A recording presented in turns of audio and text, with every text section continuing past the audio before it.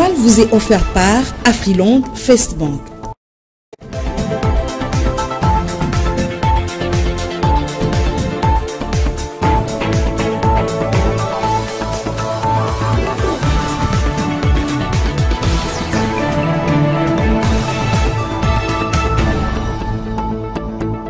Réel plaisir de vous retrouver dans les cadres de cette édition du journal sur la FM Télévision. Mesdames et messieurs, bonsoir. Dans le cadre de la consolidation de la coopération sino-congolaise, le chef de l'État Félix Tshisekedi a reçu une forte délégation de la République populaire de la Chine conduite par la vice-présidente du Comité national de la conférence consultative politique du peuple chinois CCPPC. Plusieurs points ont été abordés au cours de cette rencontre. Plus de précisions retrouvées à Lingoma dans ce reportage. Cette visite s'inscrit dans le cadre de la consolidation du partenariat stratégique global entre la Chine et l'Afrique, avec une intention particulière portée à la République démocratique du Congo, pays pivot des intérêts chinois en Afrique centrale. Selon Madame Boyang, chargée de la délégation, l'objectif est de réaffirmer le soutien politique de la Chine à la RDC, un contexte de recomposition géopolitique régionale. Il s'agit également d'explorer de nouveaux champs de coopération dans le secteur du développement rural, de la formation, des infrastructures et de la gouvernance locale. Madame Boyang est bien connue pour son rôle actif dans les initiatives de coopération sud-sud et dans la diplomatie chinoise d'influence. Elle est une figure consensuelle du système consultatif chinois et représente l'approche dite douce de la diplomatie de son pays, axée sur le partenariat structurel, la non-ingérence et la coopération économique. Le CCPPC est un organe consultatif central du système chinois, jouant un rôle de liaison entre le Parti communiste, le parti allié et la société civile, intervenant activement dans la diplomatie d'influence.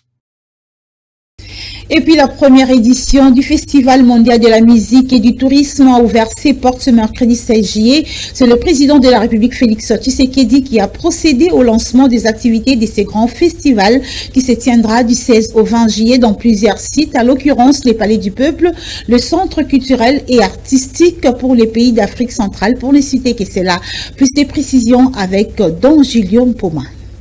Kinshasa devient la capitale mondiale de la culture, de la musique et du tourisme à l'occasion de la première édition du Festival mondial de musique, du tourisme et de la culture. Ce festival, qui se tient du 16 au 18 juillet 2025, a été ouvert par le président de la République, Félix-Antoine Tshisekedi Tshilombo, en présence de plusieurs membres du gouvernement et des invités venus de partout dans le monde.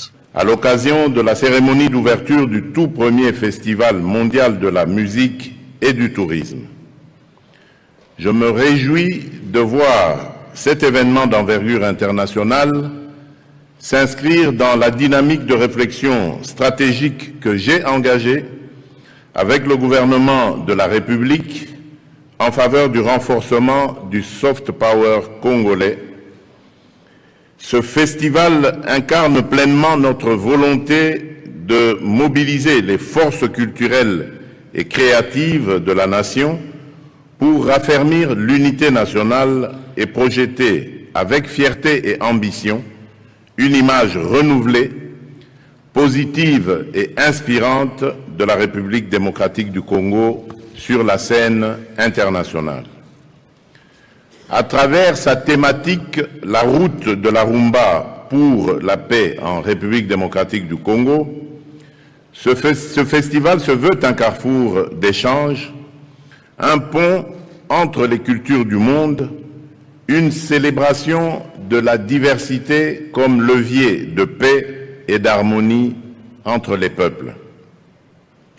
Il met en lumière avec force le rôle de la musique comme moteur de voyage, de dialogue interculturel, de valorisation identitaire, mais aussi comme catalyseur de développement économique.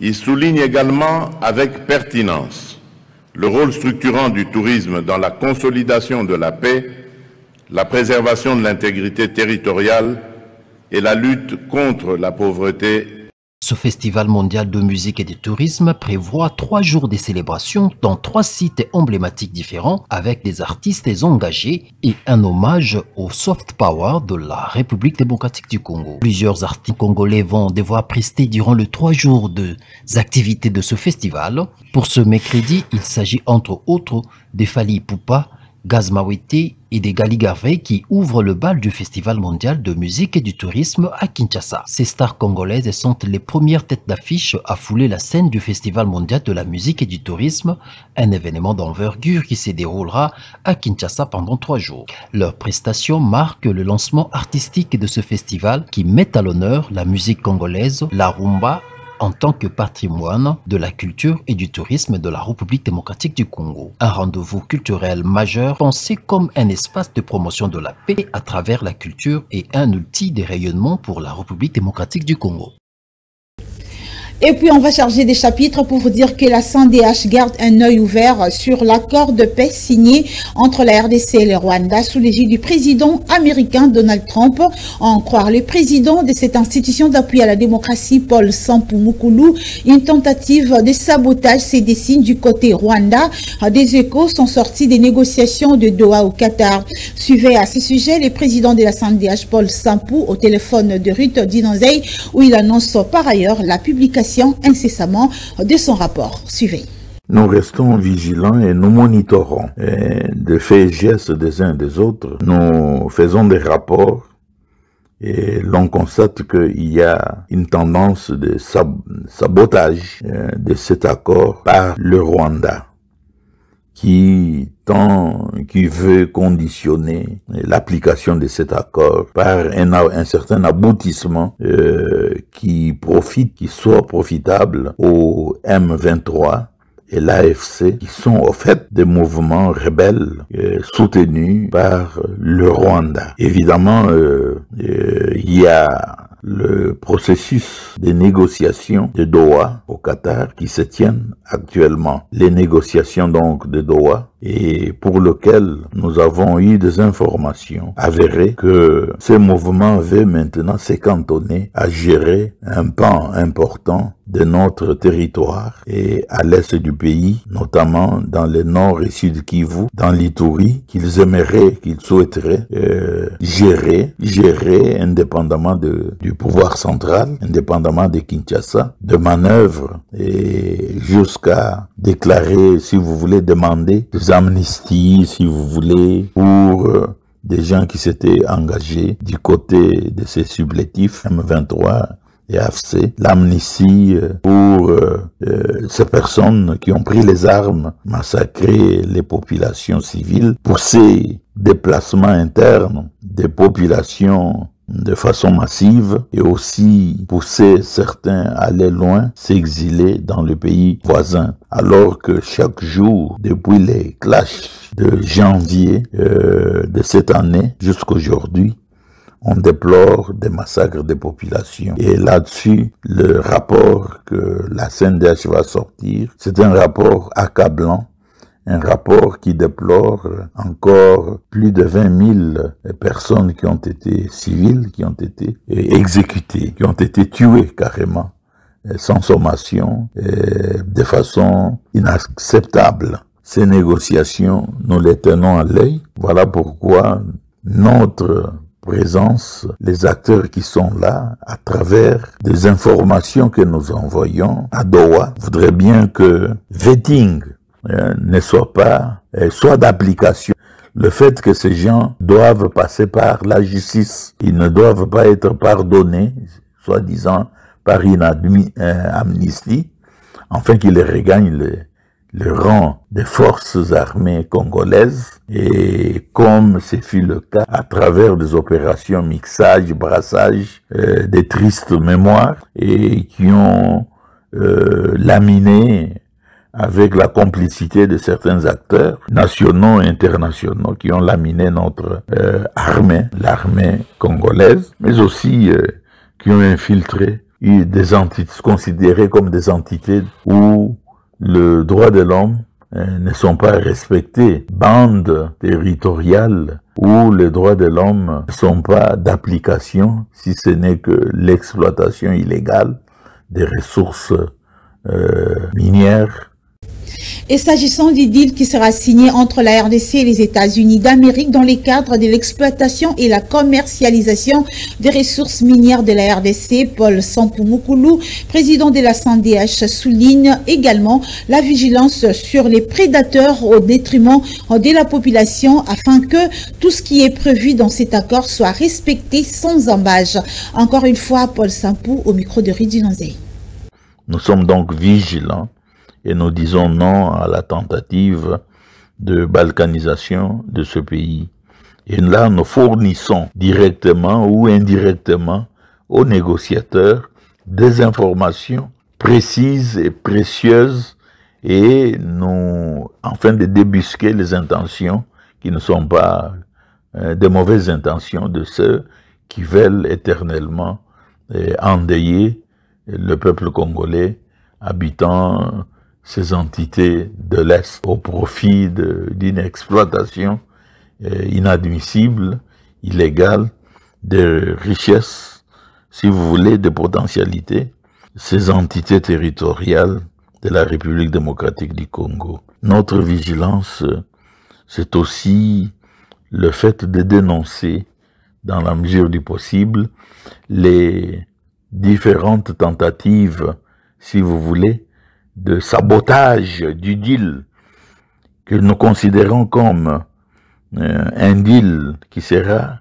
expérimental pour que l'ancien système qui exploite les richesses de notre pays et en faveur, si vous voulez, de certains pays, de certains groupes, de certaines multinationales, au détriment du développement communautaire des populations qui ont de cahiers de charges qui n'ont jamais été exploités par les entreprises d'exploitation minière. Et à Doha, nous, des défenseurs des droits de l'homme, nous de la SNDH et nos collègues de droits de l'homme, nous veillons à ce que ces deals ne soient pas sabordés par ceux-là qui sont habitués par l'ancien système d'exploitation qui n'a guère de soucis à faire appliquer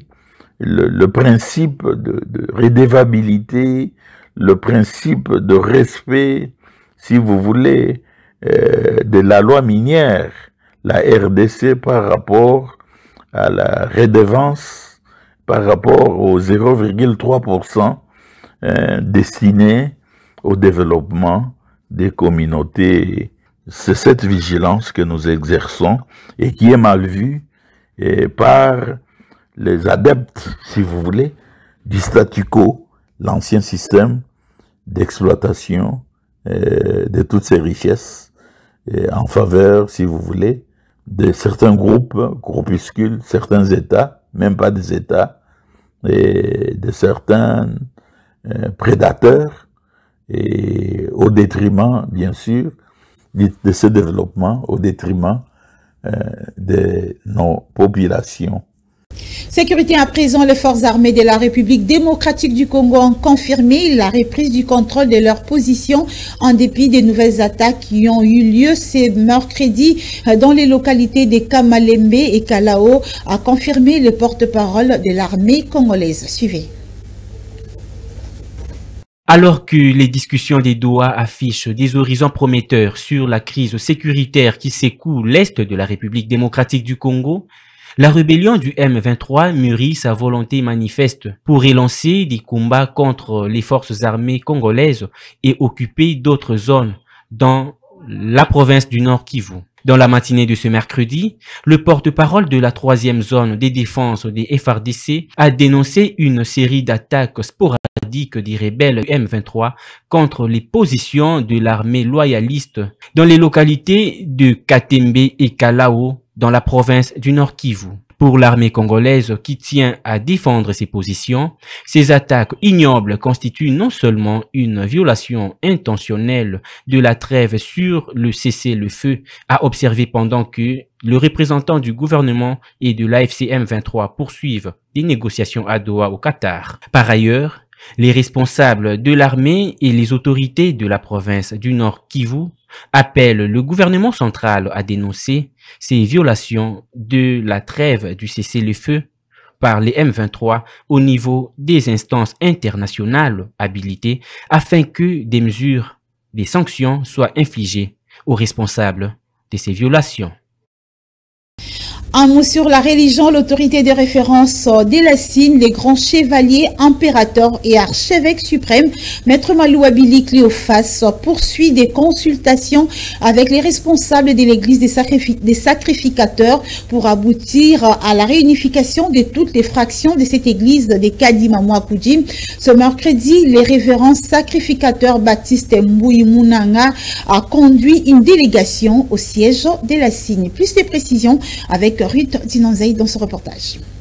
Ces échanges entre l'autorité de référence de la coalition interconfessionnelle pour la nation et grand chevalier impérateur de l'ordre divin et terrestre, Maître Malou Abili Cléophas et la délégation de l'église des sacrificateurs conduite par le représentant sacrificateur Baptiste Mbouy Mounanga entrent dans le cadre de consultations initiées par le grand chevalier impérateur Maître Malou Abili Cléophas afin de réunifier toutes les fractions de cette église léguée par le visionnaire Kadima Mwakoudi. Ces consultations dessinent une lueur d'espoir pour la collaboration et la réunification des différents leaders qui incarnent la vision de Kadima Mwakoudi.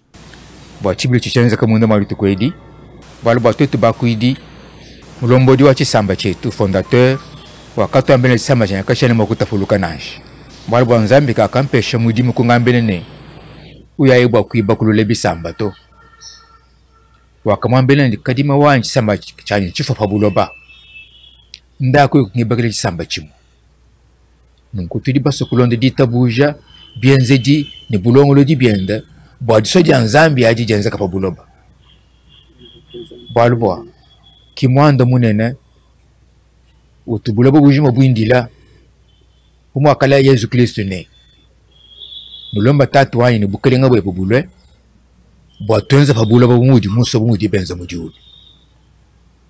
La démarche de l'autorité de référence de la coalition interconfessionnelle pour la nation est appréciée par le révérend sacrificateur Baptiste Mbouy Mounanga qui magnifie la sagesse du grand chevalier impérateur Maître Malou Abili Cléophas. Nunku tudindi sanga kwa kujilana bana betu bakuri sangisha nabo kushala chintu chimwa kutungunuka mudimu wetu umwaka ushe mwana za makuri mtambo na Kadima.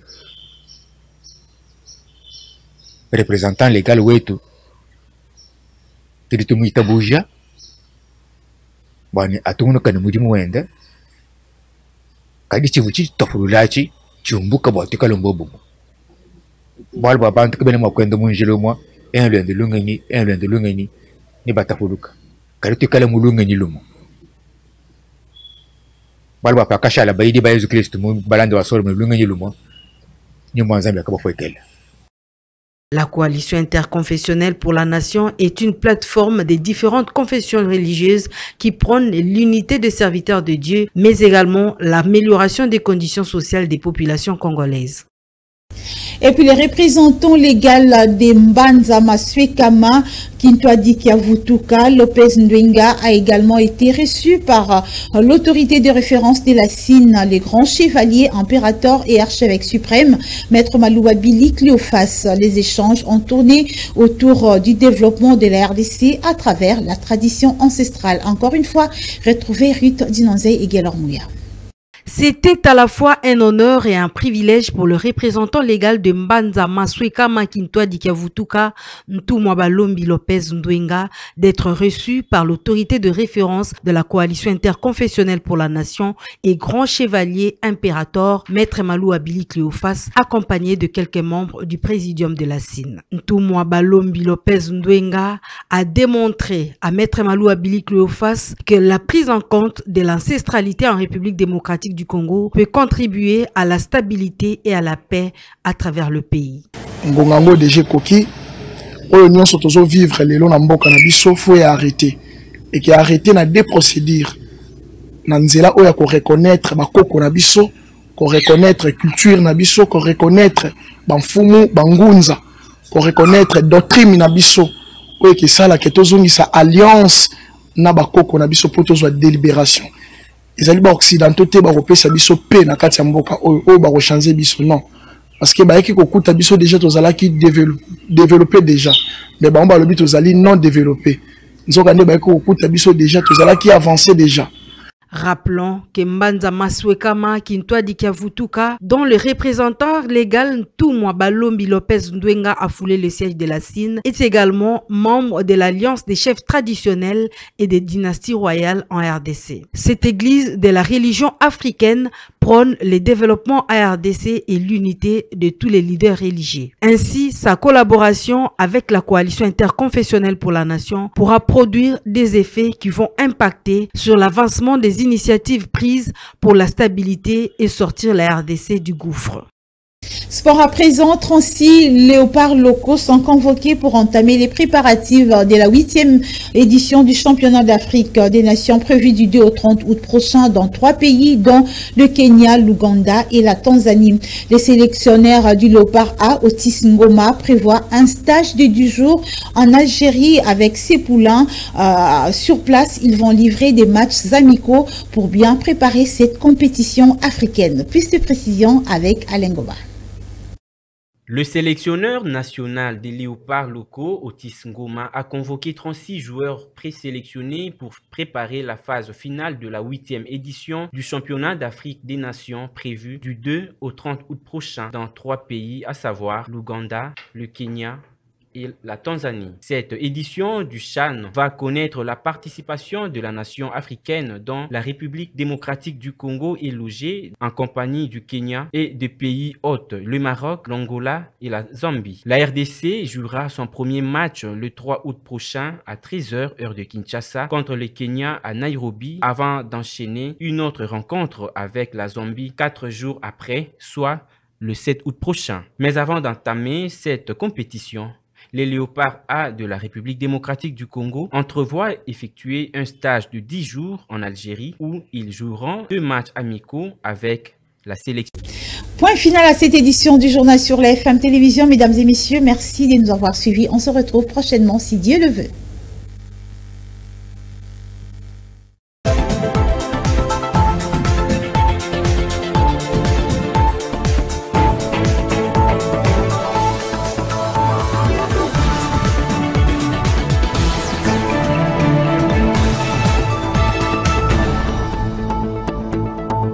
Vous a été offert par Afriland Facebook.